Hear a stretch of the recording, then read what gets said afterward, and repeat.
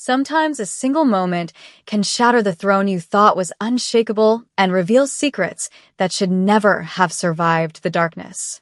Tonight, we follow a vampire king believed dead for nearly a year, a terrified human maid protecting an impossible truth, and four tiny heirs whose very existence could ignite a war. Stay with this story, because what happens when immortal power meets fragile innocence will leave you breathless in ways you never expected. The vampire king returned unexpectedly and found the maid holding his quadruplets. What she saw stunned her. The sensation arrived first, not sound, but the oppressive weight of displaced magic, the molecular shudder of reality bending to accommodate something that had clawed its way back from the void. Then came the cold. Aldrich Varen materialized in the center of his throne hall like frost spreading across glass, sudden, crystalline, inevitable. His boots touched marble with barely a whisper, but the temperature plummeted 10 degrees in an instant. Chandeliers above flickered and dimmed, their flames cowering from the presence of something older than their light. He stood perfectly still, red eyes burning in a face too pale to be called living, scanning the opulent chamber he'd ruled for centuries before the Shadow Wars swallowed him whole. Silence greeted him. Not the respectful hush of courtiers bowing before their sovereign, but the kind of silence that comes when a predator enters a room and every living thing holds its breath. Too quiet. Suspiciously, dangerously quiet. Aldrich's jaw tightened. He'd expected chaos. Rivals tearing apart his legacy, nobles scrambling to claim his empty throne, enemies circling like vultures drunk on the assumption of his death. He'd prepared himself for battle the moment he tore free from the Shadow Realm's crushing darkness. Instead, the palace felt abandoned. Hollow. The grand hall stretched before him, its blood-red carpet still pristine, the towering windows still draped in midnight velvet. But dust motes drifted through the air where none should dare settle in a functioning court. The scent of magic had gone stale, like wine left open too long. Where were the guards? The attendants? The scheming aristocrats who should be plotting his permanent disappearance?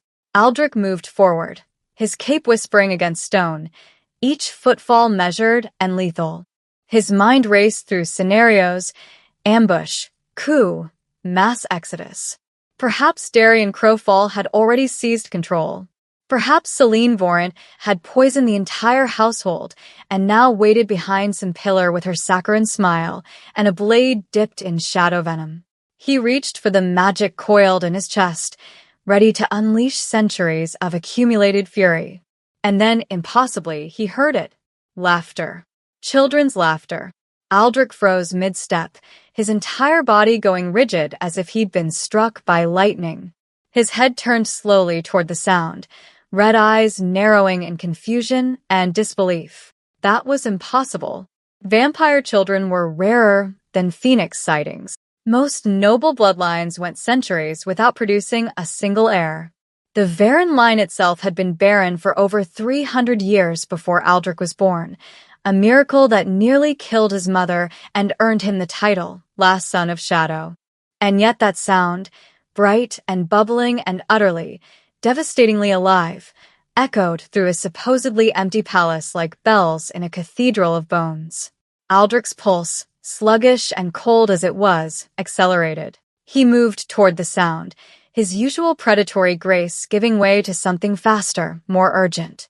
The laughter grew louder as he stalked through corridors he knew by heart, past portraits of long-dead ancestors whose painted eyes seemed to judge him for his confusion. The sound led him to the grand ballroom, a space designed for elaborate court functions, for political theater and displays of power.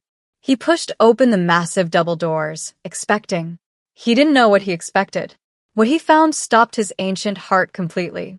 There, in the center of the polished marble floor, was Leora Mescal. He recognized her vaguely, a human maid, soft-spoken and unobtrusive, the kind of servant who moved through rooms like smoke, never drawing attention. He remembered a quiet voice, downcast eyes, hands that never trembled even when serving a creature that could drain her life with a thought. But this woman before him was laughing, red-faced and radiant, her maid's uniform slightly askew, her dark hair escaping its pins. She gripped a thick rope with both hands, knuckles white from effort, her feet braced against the floor. Perched on her hips, clinging to her waist with tiny fists buried in her apron, were two toddlers dressed in elaborate pink frills and lace. Girls, their hair in wild curls, their faces flushed with delight as they squealed and bounced with each tug of the rope. On the other end of that rope, pulling with all their supernatural strength and giggling with manic joy, were two more children, boys, also in matching pink dresses, clearly not their choice, their small fangs just visible when they shrieked with excitement. For children. For vampire children, with eyes that glowed faintly crimson in the afternoon light streaming through the stained glass windows. For impossible, beautiful, living children playing an absurd game of tug-of-war with a human woman who should have been terrified but instead looked happier than anyone Aldrich had seen in a century. He stood in the doorway, utterly paralyzed, his mind refusing to process the scene before him. This violated every law of vampire reproduction he knew. This shattered reality itself. And then Leora turned her head. Her eyes met his. Every drop of color drained from her face in an instant. The laughter died in her throat. Her fingers went slack. The rope fell from her hands. The two boys on the other end tumbled backward in a tangle of pink fabric and delighted shrieks, not hurt, just surprised. The two girls clinging to Leora's hips froze, their smiles fading as they sensed the sudden shift in the air, the way small animals sense a storm approaching. Leora stood there, trembling, her breath coming in short, terrified gasps as she stared at the vampire king she'd clearly believed would never return. Aldrich couldn't move, couldn't speak. His mouth opened, then closed. His hands, which had torn through armor and shattered bones without hesitation, hung useless at his sides. Finally, his voice emerged, barely more than a whisper, rough with disbelief and something dangerously close to fury. "Leora, what are those?" She flinched as if he'd struck her. Her arms instinctively wrapped around the two girls clinging to her, protective, desperate. Her lips trembled. Tears gathered at the corners of her eyes. When she spoke, her voice cracked with terror and truth in equal measure. "They're your heirs, my lord." The words hung in the air between them like a blade suspended over both their throats. Aldrich felt the ground tilt beneath his feet. His heirs. His children. 4 of them. Here. Alive. Playing with the rope while he'd been fighting for survival in a realm designed to devour souls. His gaze moved from Leora's terrified face to the 4 small beings now watching him with wide, curious eyes. The boys had scrambled to their feet, instinctively positioning themselves in front of their sisters. The girls peeked out from behind Leora's skirts, tiny hands gripping fabric. They were beautiful, delicate, fragile in a way that made Aldrich's chest constrict painfully. They were also undeniably his. He could feel the blood connection thrumming in his veins, could see his own features reflected in their small faces, could sense the raw, untrained power radiating from their tiny bodies like heat from a forge. One of the girls, the smallest, tilted her head and whispered something that sounded like, "Mama." "Who?" "Mama." They called her Mama. Aldrich's red eyes lifted back to Leora, who looked like she might shatter into 1,000 pieces under his gaze. She was shaking so hard her teeth chattered, but she didn't back away. She stood her ground, positioning herself between him and the children as if her fragile human body could protect them from the most feared creature in the vampire kingdom. And perhaps it had. The question that formed in Aldrich's mind was vast and terrible and achingly vulnerable. How long have they been here? How long has she been protecting them? And why? Why didn't anyone tell me I had something worth coming home to? Explain. The word fell from Aldrich's lips like a death sentence, soft and lethal. He hadn't moved from the doorway, but his presence filled the ballroom like smoke filling a sealed chamber, inescapable, suffocating. Leora's knees buckled slightly. She caught herself against a nearby chair, still keeping her body between Aldrich and the children. "My lord, I..." "Now, Leora." She flinched at the ice in his voice, then straightened her spine with visible effort. When she spoke, her words tumbled out in a rush, as if speaking quickly might somehow soften the blow of what she had to confess. It was the night before you left for the Shadow Wars. You were in the wine cellar, alone. I found you there because the servants were worried. You'd been down there for hours and— I remember, Aldrich interrupted, his voice suddenly hollow. The memory surfaced unbidden, the weight of impending war, the certainty that he might not return, the uncharacteristic moment of weakness when he'd drunk enough victory wine to dull the edges of his immortal composure. Leora's cheeks flushed crimson. You were grief-stricken. You spoke of death and duty, and her voice cracked. You kissed me. Just once. It was desperate and brief, and you apologized immediately. You said it was a mistake, that I should forget it ever happened. Aldrich's jaw clenched. He had no clear memory of the kiss itself, only the emotional void that had consumed him that night, the crushing certainty that he was marching toward his own destruction. He'd sought comfort in the only way his fractured mind could process, a moment of warmth before eternal cold. And then you left at dawn, Leora continued, tears now streaming down her face. And I discovered I was pregnant 3 weeks later. The children remained eerily quiet, sensing the gravity of the conversation even if they didn't understand the words. The smallest girl, Mira, though Aldrich didn't yet know her name, pressed her face against Leora's leg. Why didn't you tell anyone? Aldrich demanded, though his voice had lost some of its edge. Tell them what? Leora's laugh was bitter, broken.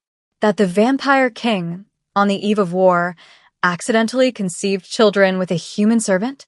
The nobles would have called me a liar. Or worse, they would have believed me and killed me to prevent a succession crisis. You had enemies, my lord. Darian Crowfall, Celine Vorant. They were already positioning themselves to claim your throne if you fell.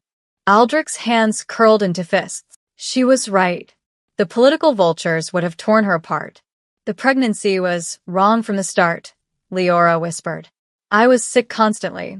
My body wasn't meant to carry vampire children, let alone 4. They were born 2 months premature, so small I could hold 2 in one hand. The midwife I trusted said they wouldn't survive the night. She looked down at the 4 healthy, giggling creatures who moments ago had been playing without a care in the world. But they did. They were stronger than anything I'd ever seen. By the second day, they were feeding. By the second week, their eyes glowed red. I knew then what they were, what they could become, and I knew I had to hide them. Take me to where you've kept them, Aldrich said quietly. The nursery was a converted servants' quarters in the palace's oldest wing, a section so remote even Aldrich had rarely visited it. As Leora led him through narrow corridors with the children trailing behind her skirts, he began to notice details that made his chest tighten. Crude iron bars reinforced the doorframe. Protective sigils had been carved into the stone walls, amateur but effective. Inside, the room was a contradiction. Soft blankets and hand-sewn toys alongside weapons. A silver dagger under the pillow. A crossbow mounted above the door. Vials of holy water tucked behind children's books. This is where you've been living? Aldrich asked, his voice strained. For 11 months, Leora confirmed. She was no longer shaking, just exhausted. Every night, I barricaded the door.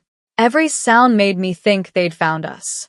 Aldrich's gaze traveled across her exposed forearms as she bent to comfort one of the boys. Thin white scars crisscrossed her skin, some old, some still pink with recent healing. What are those? He demanded, though he already knew. Leora pulled her sleeves down reflexively. Nothing, my lord. Leora. She met his eyes, and he saw the truth there. The resignation of someone who'd accepted pain as the price of protection. There were 3 attempts, she whispered. The first was a poison meal sent to the servant wing. I threw it out. The second was an assassin who broke in at midnight. I fought him off. Her hand unconsciously touched a scar along her collarbone. The third was a fire. I barely got all 4 of them out. Aldrich felt something rupture inside him, some carefully maintained wall between the king he'd been and the creature he was becoming in this moment. Rage. Horror. A possessive fury so intense it made his vision blur crimson at the edges. This human woman, this fragile, mortal, impossibly brave woman, had done what his entire royal guard couldn't do. She'd kept his bloodline alive. "You should have died," he said hoarsely. "I almost did. Several times." Leora smiled sadly. "But they needed me, so I didn't." Before Aldrich could respond, he felt a tiny tug on his cape. He looked down sharply. The smallest boy, Silas, had trodden forward with the fearless curiosity of someone too young to understand danger. His small fist had wrapped around the edge of Aldrich's black cloak, and he was pulling it experimentally, watching how the fabric moved. Then Mira approached from the other side, her glowing red eyes, so like his own, fixed on his face with solemn intensity. She reached up with both hands, making a universal gesture that transcended species and age. "Pick me up." Aldrich stood frozen, terrified in a way no battlefield had ever made him feel. These tiny beings, his tiny beings, were reaching for him without fear, without hesitation, as if they somehow recognized him, as if, despite everything, they knew he belonged to them as much as they belonged to him. Aldrich stared down at Myra's upturned face, her small arms still raised in expectation. Every instinct screamed at him to step back. He was death incarnate, a creature who'd crushed skulls and burned kingdoms. His hands weren't made for holding fragile things. But before he could move, the shadows on the nursery floor began to writhe. Aldrich's head snapped toward the movement. The darkness pooling beneath the old wooden dresser stretched and twisted like living ink, forming shapes, crude, childish shapes, but unmistakably deliberate. A flower, A star. a crooked heart. Eris, the girl still clinging to Leora's skirts, had her hand extended toward the floor, her red eyes intensely focused. She couldn't have been more than a year old, yet she was bending shadows with the casual ease of a centuries-old master. "Impossible," Aldrich breathed. "Watch," Leora whispered, though her voice carried a note of weary resignation, as if she'd lived with the impossible for so long it had become mundane. Cale, one of the boys, toddled toward a candle sitting on the windowsill, unlit, forgotten. He reached up on his tiptoes, his tiny finger barely grazing the wick. A spark, then flame. The candle ignited with a soft whoosh, and Cale clapped his hands with delight, completely unaware that he'd just performed magic most adult vampires spent decades learning to control. Aldrich's throat went dry. He turned to find Silas examining a silver bracelet that had fallen from Leora's wrist.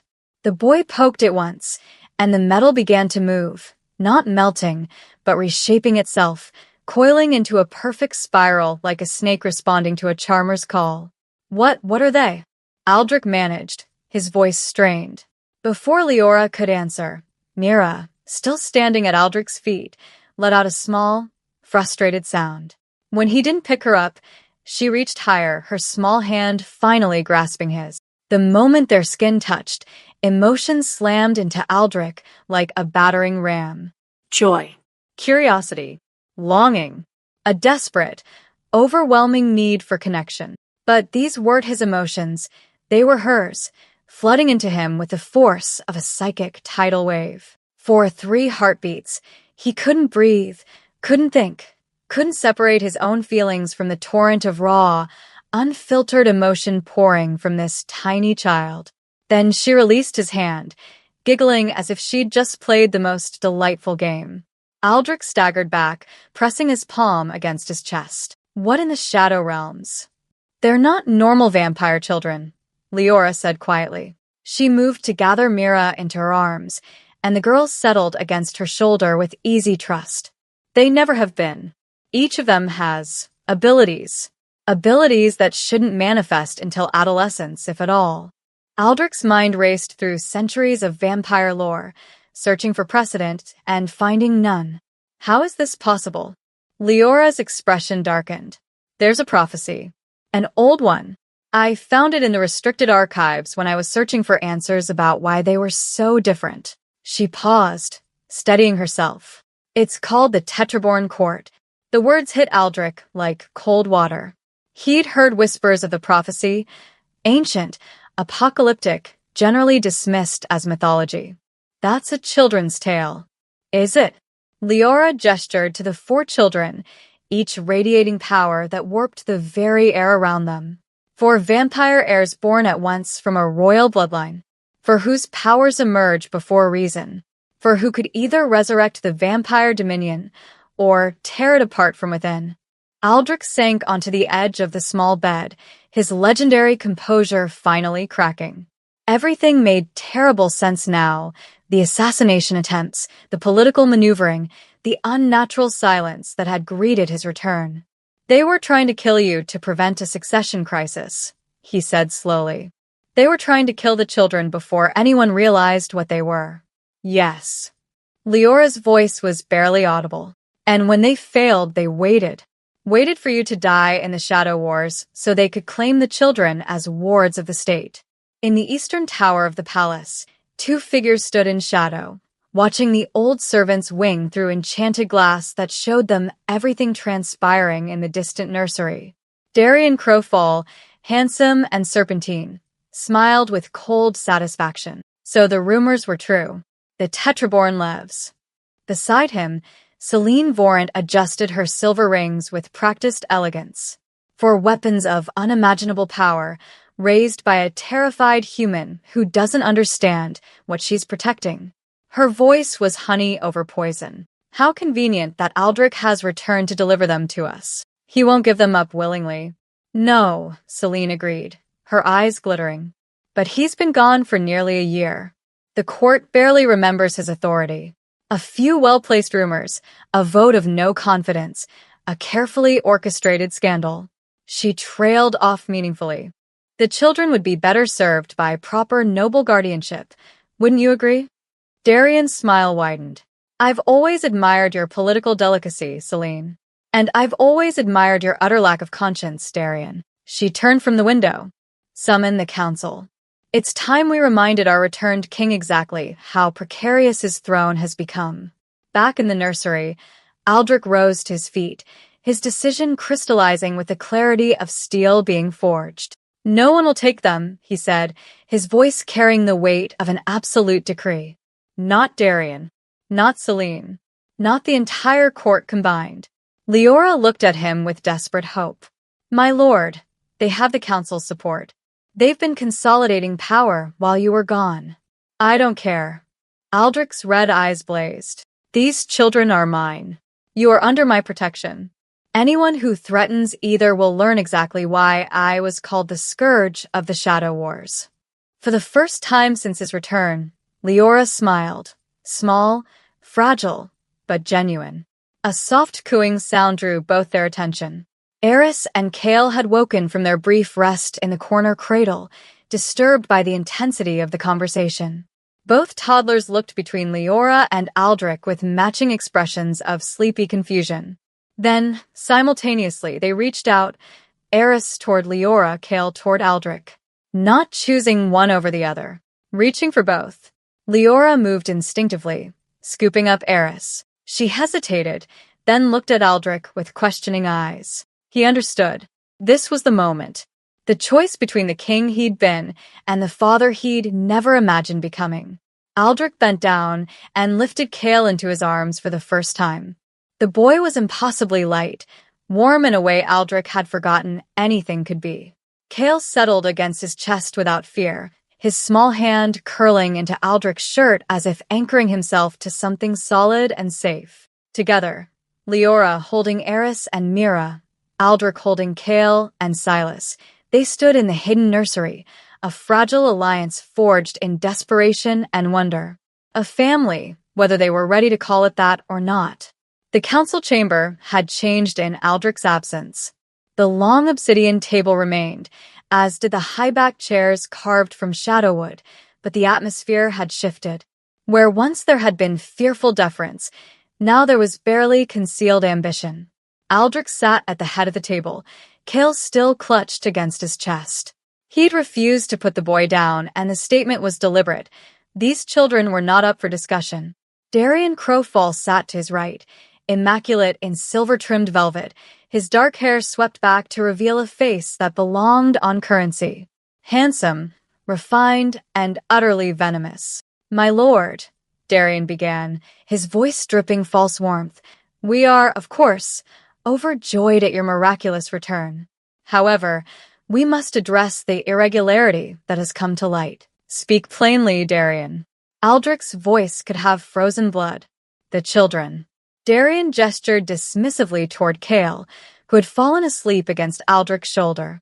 "For heirs, conceived in secret, raised in squalor by a human servant. This is a matter of state security, my lord. They cannot remain hidden away like shameful secrets." Celine Vorant, seated across from Darian in a gown that shimmered like moonlight on water, added her honeyed poison. "What Lord Crowfall means is that these precious children deserve proper care. Noble upbringing, education befitting their station." Her smile never reached her cold eyes. "Surely you can see that a servant's quarters are no place for the future of our kingdom?" Aldrich felt Cale shift in his sleep, the boy's small hand tightening in his shirt. "They seem adequately cared for." "Adequately." Darian laughed, the sound sharp. "My lord, with respect, they are assets of the state. Their bloodline, their powers, these belong to the vampire dominion, not to one individual." The pause before individual made it clear he meant Leora, though he was too clever to name her directly. "They are my children," Aldrich said softly, dangerously. "Not assets. Not property." Of course, of course." Celine leaned forward, her rings catching the candlelight. "But consider the political implications. For tetraborn heirs, raised by different noble houses, each receiving the finest education, each forming alliances that could strengthen the kingdom. You want to separate them?" Aldrich's eyes blazed red. "Divide them among noble families like spoils of war." "We want to ensure their safety," Darian corrected smoothly. "Surely even you can see that keeping them together in one location makes them vulnerable. One assassin, one fire, one unfortunate accident." He spread his hands. "The entire bloodline gone." Around the table, other nobles murmured agreement. Aldrich recognized the choreography. Darian had been working them, planting seeds of this argument long before Aldrich's return. "This council has no authority over my heirs," Aldrich said, his voice dropping to a lethal whisper. "And any noble who suggests otherwise will find themselves intimately acquainted with the same shadows that nearly consumed me." The temperature in the room plummeted. Frost spread across the obsidian table. Darian's smile never faltered, but something predatory flickered behind his eyes. "Of course, my lord. We merely offer counsel." Leora pressed herself against the cold stone wall outside the council chamber, her heart hammering. She'd been summoned to bring fresh wine and had arrived just in time to hear Darian's thinly veiled threats. As servants filtered past her, she caught fragments of whispered conversations that made her blood run cold. "Crowfall says the king is unstable. Children would be safer in noble custody. Heard Lady Vorant already has nurseries prepared. If the human won't surrender them willingly, there are other methods." Leora's hand moved instinctively to the small blade she now kept tucked in her apron. She'd fought off assassins before. She could do it again. But for how long? Aldrich found her an hour later in the nursery, methodically checking the locks and reinforcements she'd installed.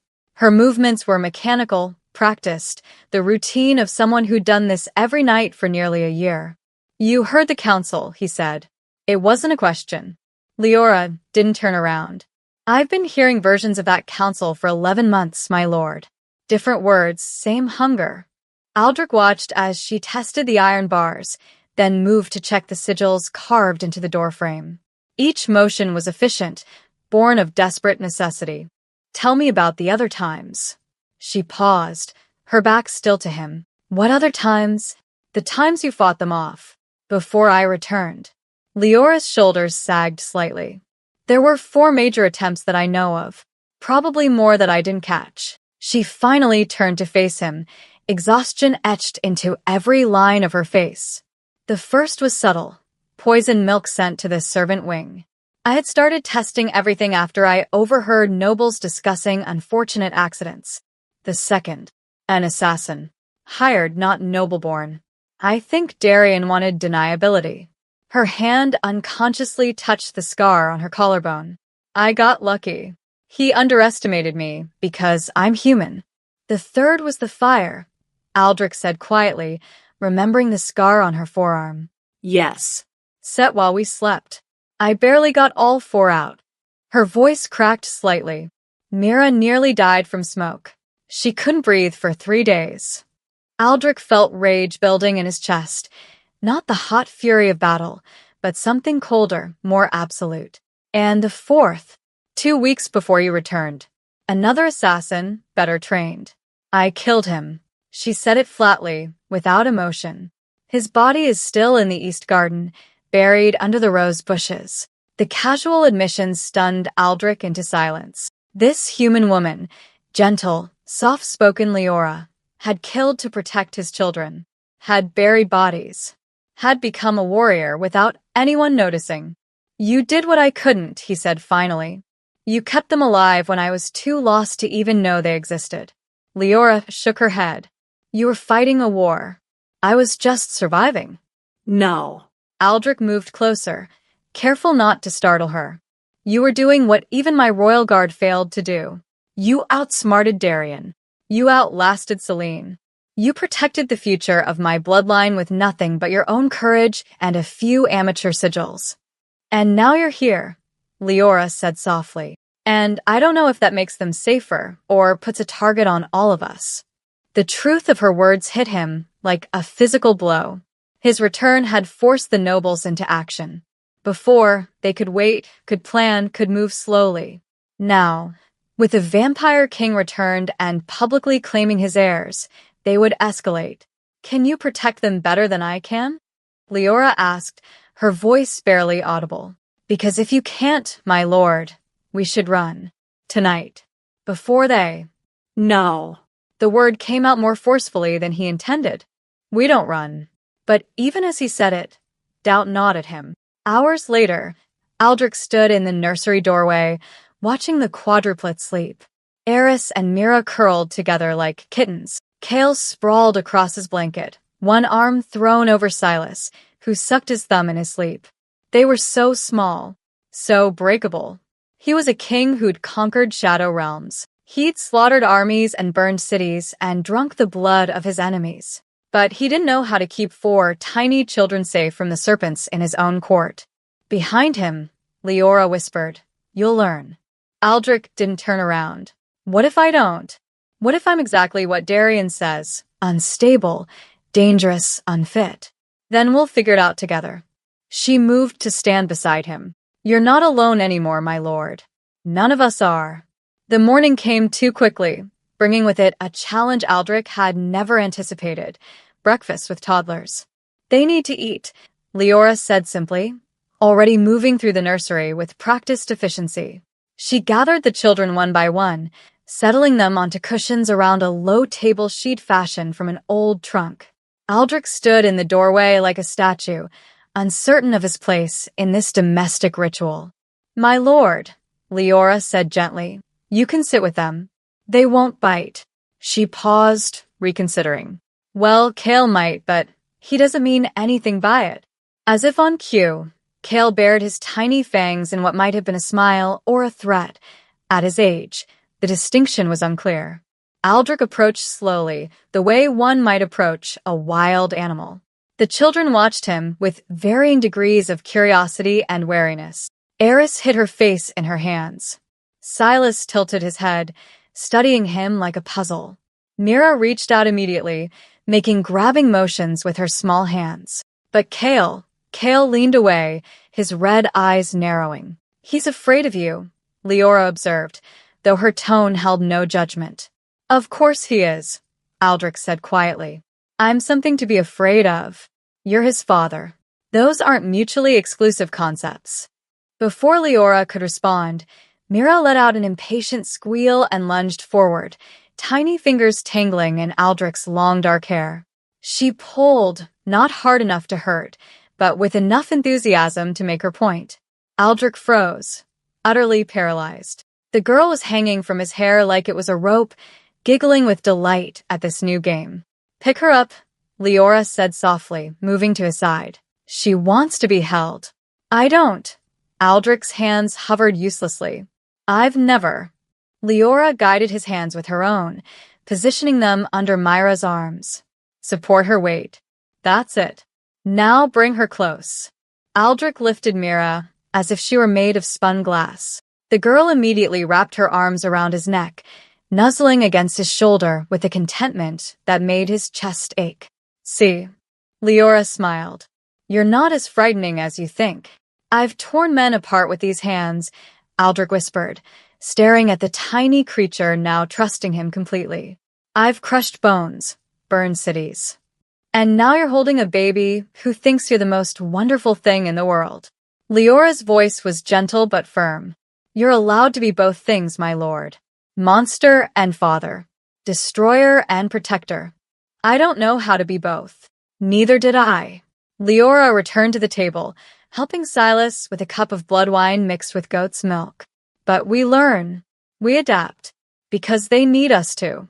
Over the next hour, Aldrich remained motionless, terrified to disturb Myra's peaceful sleep against his shoulder. He watched Leora navigate the chaos of feeding 3 other supernaturally powered toddlers with the skill of a battlefield general, redirecting Eris's shadow manipulation away from Silas's face, preventing Kale from igniting the curtains, calming tantrums before they escalated into psychic storms. She made it look effortless, though he could see the exhaustion beneath her efficiency. "How long have you been doing this alone?" he asked. "Every day since they were born." Leora wiped Kale's face with a cloth, earning her an indignant squeak. "At first, I thought I'd have help. But the moment the other servants realized what the children were, what they could do, they stopped coming to this wing. They abandoned you. They were afraid." "I understood." She met his gaze. "Fear is a reasonable response to power we don't understand." Aldrich looked down at Mira, still sleeping against him, her small face peaceful and innocent. "I'm afraid," he admitted quietly. "Not of what they are, but of what I might make them become. My father was a tyrant. His father before him was worse. What if this," he gestured helplessly at the children, "is just another generation of monsters?" Leora set down the cloth and crossed to him, her expression serious. "Then we teach them to be different. We show them that power can be gentle, that strength doesn't require cruelty." She reached up and touched Myra's sleeping head. "They'll only become monsters if we let them. Or if we become monsters ourselves. And if I already am one, then you choose to be something else." Her hand moved to rest on his arm, a small gesture, but it anchored him in a way nothing else could. "Every day, every moment, you choose." Over the following days, something began to shift. Kale stopped flinching when Aldrich entered the room. Eris started showing him her shadow pictures, crude, childish shapes she formed for his approval. Silas brought him broken toys to fix, somehow trusting that this pale, terrifying figure had the power to make things whole again. And Mira began refusing to sleep unless Aldrich was nearby. Late one night, as Aldrich paced the nursery with Mira wailing inconsolably in his arms, Leora appeared in the doorway, her own exhaustion evident. "She has nightmares," Leora explained, moving to check on the others. "They all do. I think they sense things, danger, malice, the hunger of the nobles who want to use them." How do you make it stop?" Aldrich asked desperately, the wailing cutting through him like silver blades. "You don't. You just hold them until they pass." She demonstrated, taking Mira and walking in slow circles, humming a lullaby Aldrich didn't recognize. Gradually, the crying subsided. "You're remarkable," Aldrich said softly. "I don't think you understand how remarkable." Leora's cheeks flushed. "I'm just—" No. He moved closer, his voice intense. "You took a king's mistake and turned it into 4 miracles. You fought off assassins. You sacrificed everything, safety, status, your own life, to protect children who weren't even acknowledged as royal. You are the strongest person I've ever met, and I have met warriors and conquerors and legends. For a moment, they simply looked at each other. The vampire king and the human maid, separated by centuries and species, united by for sleeping children. Then the moment shattered. A sharp knock at the door made both of them tense. Leora handed Mira back to Aldrich and moved to answer it, one hand instinctively reaching for the blade hidden in her apron. A palace messenger stood in the hallway, young and clearly uncomfortable. Forgive the intrusion, but there's been talk in the court. About the children. About their parentage. Aldrich's eyes blazed red. What talk? The messenger swallowed hard. Lord Crowfall has been circulating a letter. He claims to have proof that the children are not of royal blood. That they were fathered by, he glanced at Leora, by someone else. A human lover. Leora went white. Get out, Aldrich said quietly, and the messenger fled. The silence that followed was suffocating. Aldrich could already imagine the rumors spreading like plague through the palace corridors.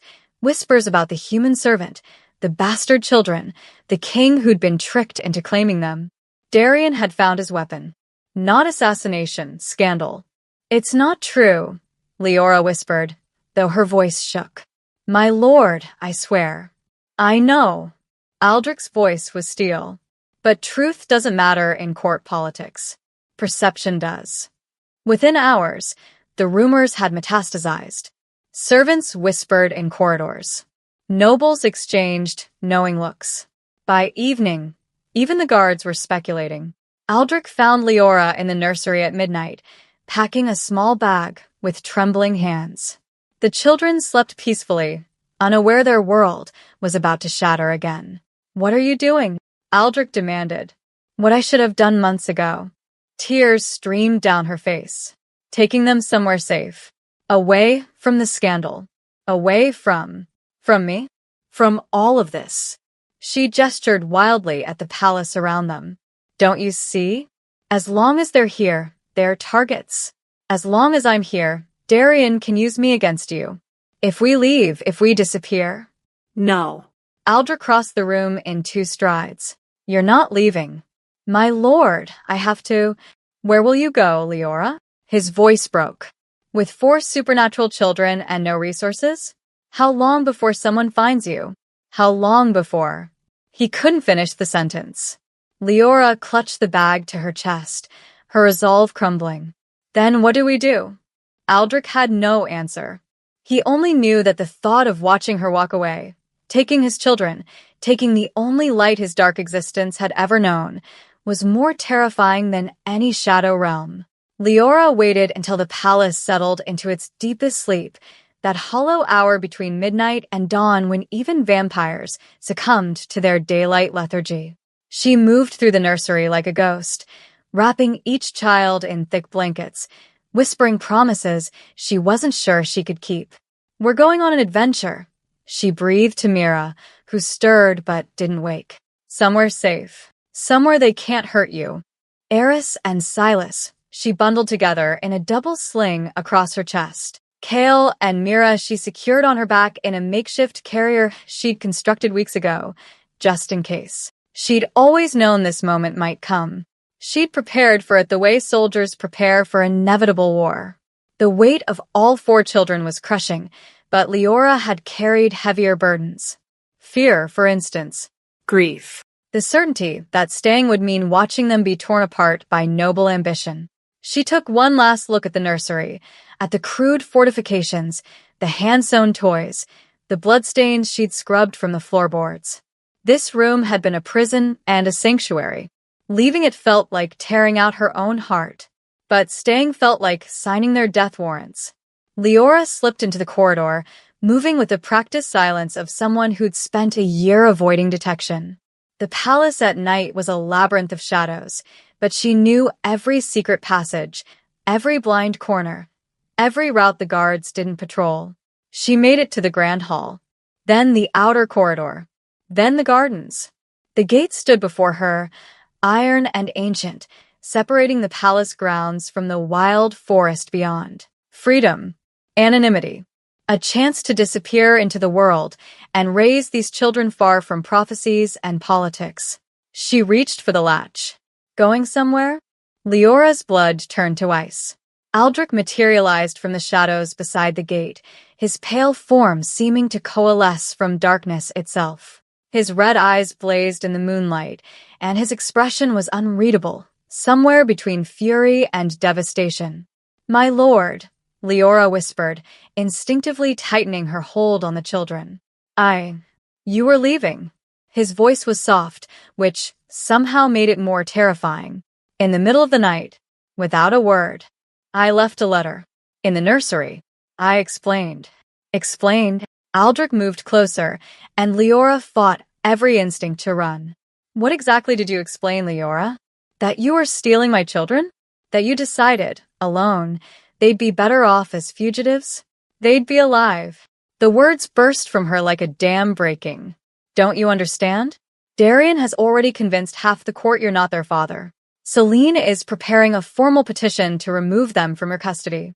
By next week, there will be a vote and her voice cracked. You can't win. Not against all of them. So you run. I will protect them." Tears streamed down Leora's face. "That's what I've always done. That's all I know how to do.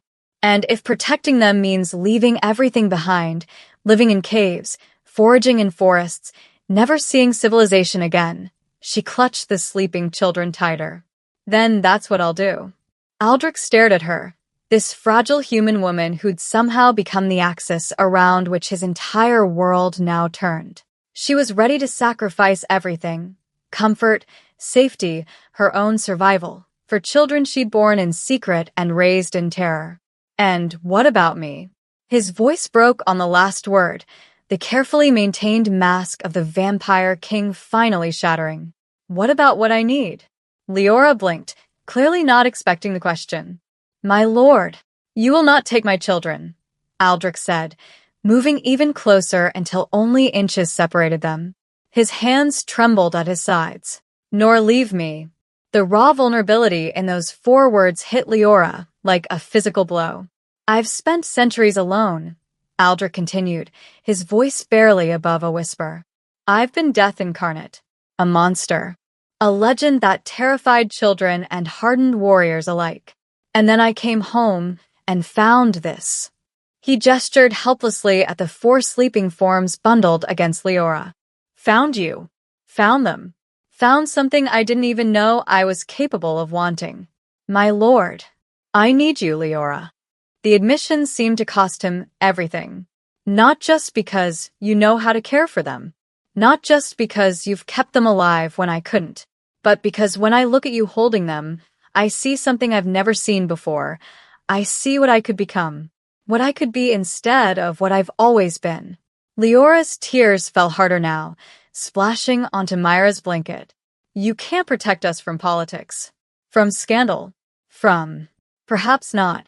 Aldrich reached out slowly, giving her time to pull away. When she didn't, he touched her face with a gentleness that would have shocked anyone who'd seen him in battle. "But I can fight.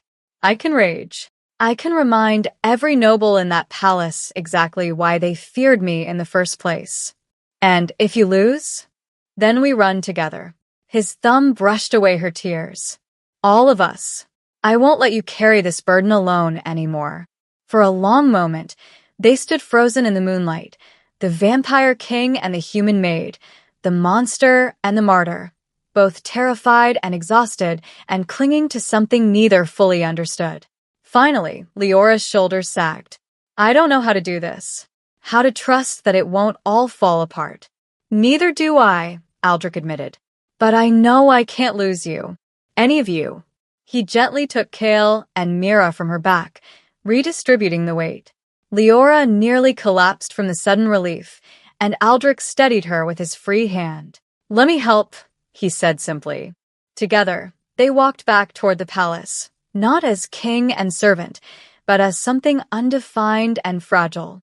A partnership born of desperation. An alliance forged in crisis. A family, perhaps, though neither dared name it that. Hours later, With the children finally resettled in the nursery, Aldrich stood watch by the door.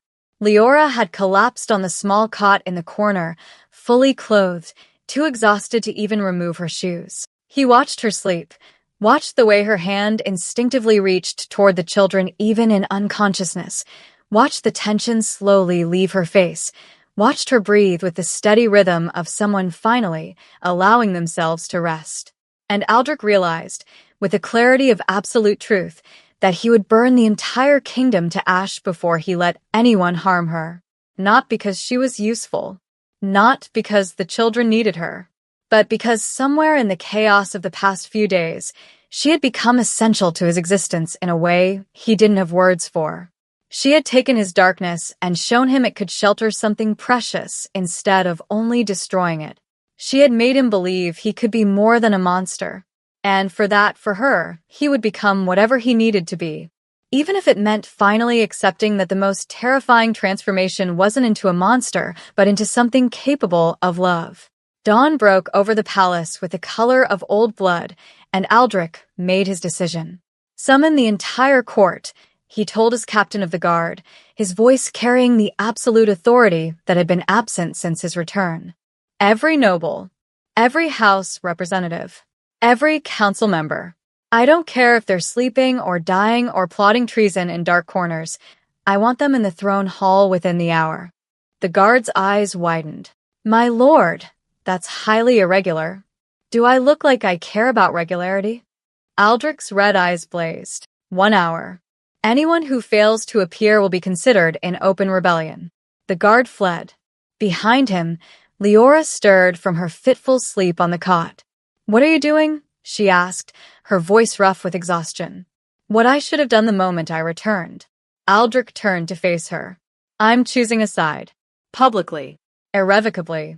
My lord, if you make this about me, if you defend me openly, Darian will use it as proof that you're compromised. That your judgment is. My judgment, Aldrich interrupted quietly, has never been clearer. Within the hour, the throne hall filled with nobles dressed in their finest court attire, though many looked hastily assembled. Whispers echoed off the vaulted ceiling like a murder of crows settling to feast. Darian Crowfall stood near the front, his expression carefully neutral, though satisfaction gleamed in his eyes.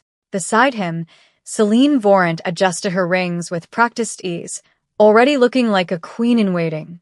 They expected a scandal, a denouncement, perhaps even a public execution of the servant who dared seduce their king. Aldrich entered through the main doors rather than materializing on his throne, a deliberate choice to be seen walking, solid, real, powerful. He wore the full regalia of the vampire king, black armor etched with silver runes, a cape that seemed woven from living shadow, and a crown of blackened iron that had last tasted blood during the Shadow Wars. He looked every inch the legend they feared. The crowd fell silent as he ascended the dais and took his throne. For a long moment, he simply stared at them, letting the weight of his presence settle over the assembly like a shroud. I've been absent, Aldrich began, his voice carrying effortlessly through the vast chamber. I have been fighting in realms that would shatter your minds to comprehend. I have been presumed dead, mourned by some, celebrated by others. Nervous laughter rippled through the crowd. During my absence, certain irregularities have come to light. His gaze swept across the nobles, lingering on Darian. 4 children, 4 heirs to my bloodline. The tetraborn of prophecy, kept alive through means I am only beginning to understand. More whispers. Celine leaned toward Darian, whispering something behind her fan. There have been questions about their parentage, Aldrich continued, his voice hardening. Forged letters. Convenient rumors.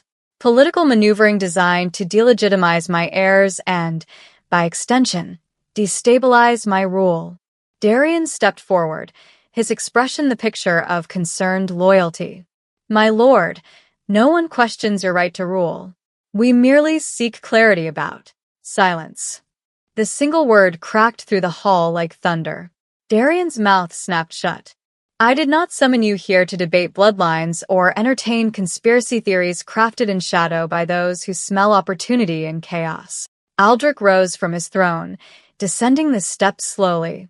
The crowd parted before him like water before a shark. I summoned you here to make a declaration. A decree that will be recorded in the annals of this court and enforced with every ounce of power I possess. He stopped in the center of the hall, turning slowly to ensure every noble could see his face and could witness the absolute conviction in his eyes. Leora Mescal, he announced, his voice resonating with power that made the chandeliers tremble, is hereby named Shield of the Tetraborn.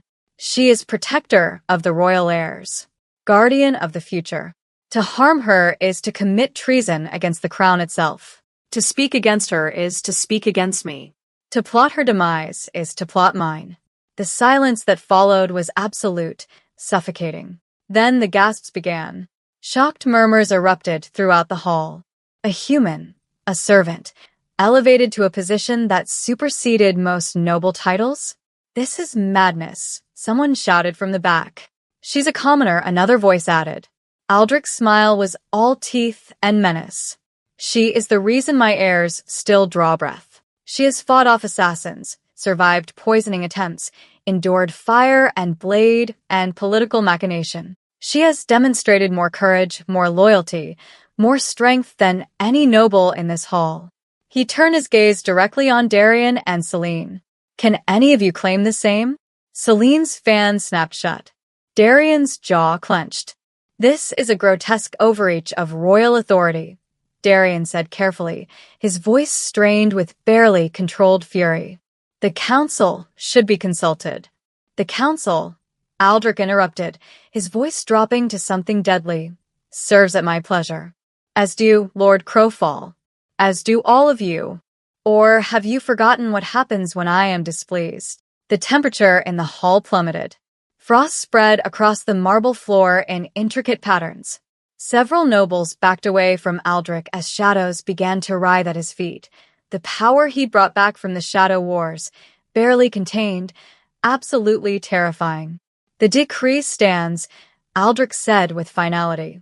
Leora Mescal is under my protection. The Tetraborn are under my protection. Anyone who challenges this will learn exactly why I survived realms that were designed to consume me. He turned and strode from the hall, leaving chaos in his wake. Darian and Celine retreated to the eastern tower the moment the assembly dissolved into panicked whispers and political recalculations. He's more unstable than we thought, Celine said, pacing before the window. Making that human untouchable? Threatening the entire nobility. He's desperate, Darian corrected, pouring wine with hands that trembled slightly, not with fear, but with barely suppressed excitement. Desperate creatures make mistakes. And this, he gestured broadly, this is a magnificent mistake. How so? Darian's smile was serpentine. He's just made it clear that his weakness is a human woman and 4 children. He's told us exactly where to strike. He raised his glass in mock toast. We move tonight. Gather the loyalists. Prepare the night creatures. If Aldrich wants war over a servant girl, we'll give him war. Celine's expression hardened. And the children? Alive, if possible. They're too valuable as leverage. Darian's eyes glittered. But if they become complications, well, prophecies have been wrong before. In the nursery, Leora sat amid the playing children, her hands shaking uncontrollably. Aldrich had just elevated her from complete obscurity to a position that would make her the target of every ambitious noble in the kingdom. I can't do this, she whispered when Aldrich entered. I'm not worthy of. You are the only one worthy, Aldrich said firmly. He knelt beside her, a king kneeling before a servant, and took her trembling hands in his. You've already done the impossible. Now I'm simply making official what has always been true. They'll kill me for this. They'll try. His grip tightened. But first, they'll have to go through me. Mira toddled over and climbed into Leora's lap, sensing her distress. Cale followed, then Silas, then Eris. All 4 children forming a protective circle around the woman who'd been their entire world. Aldrich watched them and felt something shift in his chest, a realization that he was no longer fighting for a throne or a legacy. He was fighting for this. For them. For a family he'd never expected to have. Outside, night began to fall, and with it came the whisper of steel being drawn, of shadowy figures moving through corridors, of a coup that had been simmering for months finally coming to violent fruition. Dawn would bring bloodshed. But first, there would be this moment, this fragile, precious moment of peace before the storm. Aldrich gathered them all close and made a silent vow. Whatever came through that door, it would have to kill him before it touched them. And killing him had proven remarkably difficult. The attack came at the darkest hour, when even moonlight seemed to cower behind clouds. The first sound was glass shattering. Not one window, but dozens, throughout the palace's upper halls. Then came the screams. Servants fleeing in terror, their footsteps echoing through corridors as something inhuman poured through the breaches. Night creatures. Beings that existed in the space between shadow and substance, summoned from the deepest pits of forbidden magic. Their presence alone was enough to drive mortals mad. Aldrich had left the nursery only moments before, drawn by a false report of fire in the eastern wing, a transparent diversion he'd recognized too late. In the nursery, Leora heard the chaos approaching like a tide of violence. She moved with the practiced speed of someone who'd prepared for this moment 1,000 times in her nightmares. The iron bars slammed into place across the door. Sigils flared to life along the walls. She grabbed the crossbow from above the doorframe with one hand and pulled the children behind her with the other. "Stay close to me," she commanded, her voice steady despite the terror clawing at her throat. "No matter what happens, stay." The door exploded inward. Not open, not broken. Exploded, iron bars and wooden frame fragmenting into deadly shrapnel. Leora threw herself over the children as debris rained down, feeling something sharp slice across her back. Through the smoking doorway came 3 night creatures, their forms shifting and writhing, all teeth and shadow and malevolent intelligence. Behind them stood nobles in dark robes, Darian's loyalists, their faces hidden but their intent crystal clear. "The children," one of them hissed. "Take them alive if possible. Kill the woman." Leora raised the crossbow and fired in one smooth motion. The bolt took the nearest creature through what approximated a throat. It shrieked and dissolved into acrid smoke. She was already reloading before it fully dissipated. "Run," she screamed at the children. The hidden passage behind but they didn't run. They couldn't. Terror had frozen them in place. And then their powers exploded outward. Eris's shadows erupted from every corner, forming a writhing wall of darkness between the attackers and the children. Kale's hands ignited with flames so intense the temperature spiked 50 degrees in seconds. Silas screamed, and every metal object in the room, weapons, candlesticks, even the hidden blades Leora had concealed, tore free and began orbiting him like a deadly solar system. Myra's psychic shriek hit everyone in the room like a physical blow, bringing attackers and defenders alike to their knees.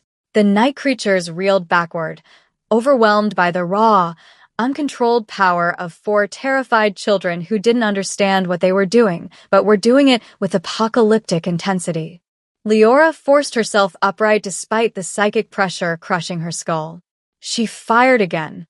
And again. Each bolt finds targets through the chaos of shadow and flame and flying metal. A noble lunged at her. She dropped the crossbow and drew the silver dagger from her belt, the one she'd taken from the first assassin she'd killed. The blade found his ribs with the precision of someone who'd learned anatomy through desperate necessity. He fell. Another took his place. Leora was dimly aware she was crying, not from pain but from the absolute certainty that she couldn't hold them all off. There were too many. She was too human, too fragile. But she would die trying. She had to. A night creature wrapped around her leg, its touch like ice burning through fabric and skin. Leora stabbed downward, screaming defiance even as agony lanced through her body. And then the entire palace shook. Aldrich materialized in the corridor outside the nursery like a detonation of pure rage made manifest. The power that had been simmering beneath his control since his return from the Shadow Wars, ancient, terrible, barely containable, finally unleashed itself without restraint. The walls cracked. The floor buckled. Every candle in 100-foot radius ignited simultaneously, then exploded into columns of flame. His eyes burned with light so intense it cast shadows that seemed to scream. "You dare," he whispered, and the whisper carried like thunder through every corridor of the palace. He moved through the attacking force like death itself. No, like something worse than death. Like extinction. Like the absolute ending of existence. A night creature lunged at him. Aldrich gestured almost lazily, and it simply ceased. Not killed, not destroyed, but unmade. Erased from reality. The nobles tried to flee. Shadows erupted from Aldrich's feet and dragged them back, wrapping around throats, tightening until bones cracked and screams gurgled into silence. He reached the nursery doorway and saw Leora collapsed against the wall, bleeding from a dozen wounds, still gripping her dagger, still positioned between danger and the children who huddled behind her, crackling with uncontrolled power. Something inside Aldrich broke. Not his control that was already gone. Something deeper. Some final restraint on what he was capable of becoming when something he loved was threatened. He stepped into the nursery, and the temperature plummeted so rapidly that frost spread across every surface in crystalline patterns. His cape billowed without wind, becoming something alive, something hungry. "Darian." His voice shook the foundations. "Face me, coward." From the shadows beyond the doorway, Darian Crowfall emerged, flanked by his remaining forces. His handsome face was twisted with fury and fear in equal measure. "You've already lost, Aldrich," Darian spat. "The court will never accept." He didn't get to finish. Aldrich crossed the distance between them faster than thought.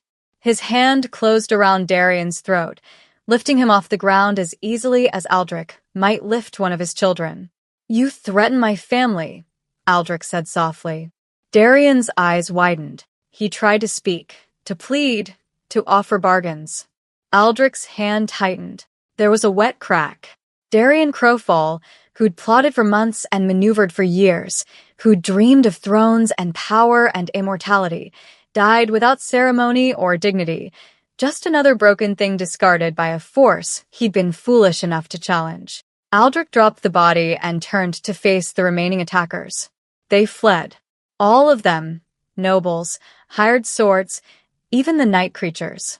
They scattered like leaves before a hurricane, climbing over each other in their desperation to escape the thing Aldrich had become. Only Celine Vorant had the presence of mind to retreat with purpose, her face pale but her movements calculated. She met Aldrich's gaze for one brief moment across the chaos. "This isn't over," she mouthed. Then she vanished into the shadows, fleeing toward the mountain passes, already planning her next move. But Aldrich didn't pursue it. He couldn't, because he heard it, a sound that cut through his rage like silver through flesh. His children crying. The nursery was a ruin. Walls scorched. The floor cracked. The air is thick with smoke and the metallic scent of blood. Leora had collapsed completely now, her breathing shallow, her skin too pale. But her hand still rested protectively on Myra's back. The 4 children were huddled together in a trembling mass, their powers still crackling around them in diminishing waves, their faces streaked with tears and terror. They looked at Aldrich, this figure of shadow and flame and absolute devastation, and for a horrible moment, he thought they would recoil. Instead, Kale whispered, "Dada?" The word shattered him. Aldrich dropped to his knees before them, all the power and fury draining away, leaving only a father confronted with his children's fear. "I'm here," he managed, his voice breaking. "I'm here.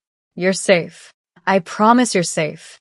They crawled to him, all 4 of them, climbing into his arms, burying their faces against his chest, their small bodies shaking with sobs that tore at something fundamental in Aldrich's ancient soul. He held them as if he could shield them from the world through sheer force of will, as if he could press them close enough to absorb all their fear and pain. "I will never let them hurt you again," he whispered into their hair. "Never. I swear it on every death I've dealt, every year I've existed. Never again. Behind him, servants began to cautiously emerge from hiding. Guards arrived to survey the carnage. The palace stood broken and bleeding, its illusion of invulnerability shattered forever. But Aldrich didn't see any of that. He only saw his children, clinging to him as if he were the only solid thing in a collapsing world. And Leora, struggling to consciousness, her eyes finding him across the ruins. She smiled, small, pained, but genuine. "You came," she whispered. "Always," Aldrich replied. "I will always come." The palace healers worked through the night, tending to Leora's wounds while Aldrich refused to leave her side. The children slept in a pile on the bed beside her, their small hands intertwined, occasionally whimpering from nightmares, but settling when either Aldrich or Leora touched them. As dawn broke, pale and uncertain, as if the sun itself wasn't sure it was safe to rise, Leora's eyes fluttered open. "The children," she gasped immediately, trying to sit up, "are safe." Aldrich's hand on her shoulder was gentle but firm. "Right here. All four." She turned her head and saw them. Eris curled against Kale, Silas with his thumb in his mouth, Mira sprawled across all three siblings like a tiny, possessive blanket. Alive, whole, safe. The tears came then, uncontrollable and cathartic. Leora wept with a kind of relief that only comes after carrying impossible weight for far too long.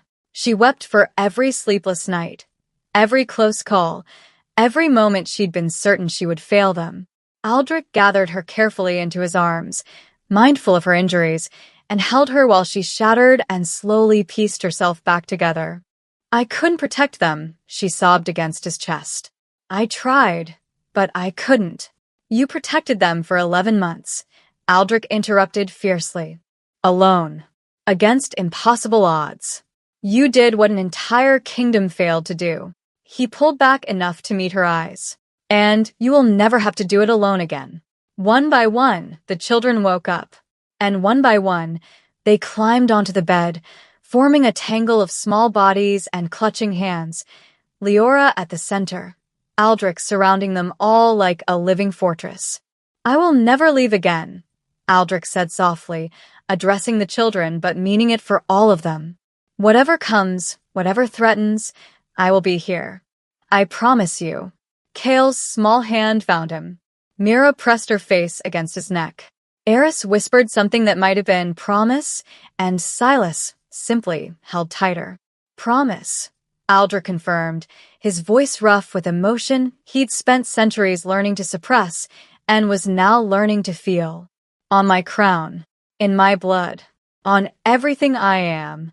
The reconstruction took weeks. Aldrich didn't just repair the physical damage, shattered windows, scorched walls, broken doors. He rebuilt the court itself, root and branch. Every noble who'd supported Darian's coup was given a choice: swear absolute loyalty to the Tetraborn and their shield, or leave the Dominion permanently. Most chose loyalty. Some chose exile. A few chose to challenge him and learned, fatally, that Aldrich's mercy had limits when it came to threats against his family. He installed new guards, ones personally vetted, ones whose families he could protect or destroy depending on their loyalty. He restructured the council, eliminating positions Darian and Selene had corrupted, creating new ones filled with individuals who understood that the old order had died the night the palace fell. The message was clear. The Vampire King had returned, and he was no longer the creature who'd left for the Shadow Wars. He was something more dangerous now. He had something to protect. Throughout it all, Leora remained at his side, no longer hidden in servants' quarters, but given rooms adjacent to the royal chambers. The children's nursery was rebuilt as a fortified wing, beautiful but impenetrable, a space where they could be children while being the most protected beings in the kingdom. Nobles who'd once sneered at Leora now bowed when she passed, some from fear, some from genuine respect for the human woman who'd survived what would have destroyed most immortals. "I don't know how to be this," Leora confessed one evening as Aldrich taught her the intricate politics of court hierarchy. "I'm not noble-born. I don't know the dances, the etiquette, the You know how to keep four supernaturally powerful children alive against impossible odds, Aldrich interrupted. Everything else is just theater. He turned to face her fully. You are already more than they will ever be. Now I'm simply making them acknowledge it. The formal ceremony was held 6 weeks after the coup, in a throne room that had been rebuilt to accommodate a larger audience. Every noble house, every significant family, every faction and alliance, all were required to attend.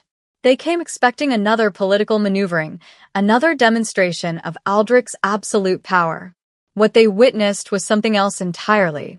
Aldrich stood before his throne in full regalia, but the children stood with him, dressed in matching formal attire, tiny but undeniably present. A statement that they were not hidden assets but acknowledged heirs. Leora stood separate, off to the side, still uncertain of her place in this theater of power. Leora Mescal. Aldrich's voice rang out across the assembled court. Approach. She moved forward with visible reluctance, every eye in the hall tracking her progress. Kneel, Aldrich said gently. She did, though confusion flickered across her face. Aldrich descended from his throne, carrying something that made the entire assembly hold its breath, a circlet. Not a crown, but something older, something that hadn't been worn in the vampire dominion for over 3 centuries. The circlet of the court mother. This belonged to my grandmother, Aldrich said, his voice carrying to every corner of the hall. It was worn by the one who protected heirs, who guided succession, who stood as both shield and sanctuary for the future of our bloodline. He held it up so the light caught the ancient silver and embedded stones. It has been empty for longer than most of you have existed. He placed it carefully on Leora's head. Leora Mescal, I name you Mother of the Court, Guardian of the Tetraborn, Protector of the Future. Your word, in matters concerning my heirs, carries the weight of royal decree. Your safety is paramount. Your authority is absolute. Gasps rippled through the assembly. Some nobles looked outraged. Others looked calculating. Most looked shocked. Any who challenged this, Aldrich continued, his voice dropping to something deadly, challenge me. Any who threaten her threaten the crown itself. This is not a request. This is not subject to council approval. This is reality, and you will accept it or remove yourselves from my kingdom. The silence that followed was profound. Then, slowly, nobles began to kneel, some reluctant, some pragmatic, all understanding that this was not a battle they could win. Leora looked up at Aldrich with tears streaming down her face, and he saw in her eyes the same emotion he felt burning in his own chest. Not gratitude, not duty, something deeper, something that had been growing in the shadows of chaos and fear, something neither of them was quite ready to name, but both felt with absolute certainty. That evening, after the ceremony and the formal reception and the endless political theater, they returned to the nursery, now a beautiful space with high ceilings and reinforced walls disguised as elegant architecture. The children, freed from formal attire, immediately launched into their favorite game, the rope. Eris and Mira on one side, Kale and Silas on the other, all four shrieking with laughter while Leora and Aldrich watched from opposite sides. They're going to break something, Leora observed, though she was smiling. Undoubtedly. Aldrich moved to stand beside her. They break something daily. I've learned to accept it. Mira noticed them standing together and abandoned the game, toddling over to grab both their hands. Play, she demanded with the absolute authority only a toddler could muster. Yes, play. Kale echoed, rushing over. Soon all four were pulling them toward the rope, insisting both adults participate in their chaos. Aldrich, the scourge of the Shadow Wars, the vampire king, the creature legends were written about, found himself on his knees, holding a rope while four tiny children giggled and plotted against him. Leora was beside him, the circlet of the court mother slightly askew on her head, laughing as Eris tried to use shadow manipulation to cheat. Is this what normal families do? Aldrich asked quietly beneath the children's delighted chaos.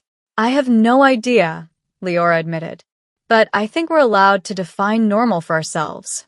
Then this is normal, Aldrich decided. This is everything. The children won, of course, whether through actual strength or because Aldrich strategically yielded was a matter of debate. They celebrated their victory by climbing all over him while he pretended to be defeated, their laughter echoing off the walls that had once only known silence and fear. And somewhere in that moment, in the chaos and joy and impossible beauty of it all, the vampire dominion gained something it hadn't possessed in centuries. Hope. A family stood united in the heart of the palace, a vampire king learning to be gentle, a human woman who'd become a legend, and 4 children who would reshape the world. The future was uncertain. Selene still plotted in the mountains. Other threats would emerge. The political landscape remained treacherous. But tonight they were simply a family, safe and whole and together. And for now, that was enough.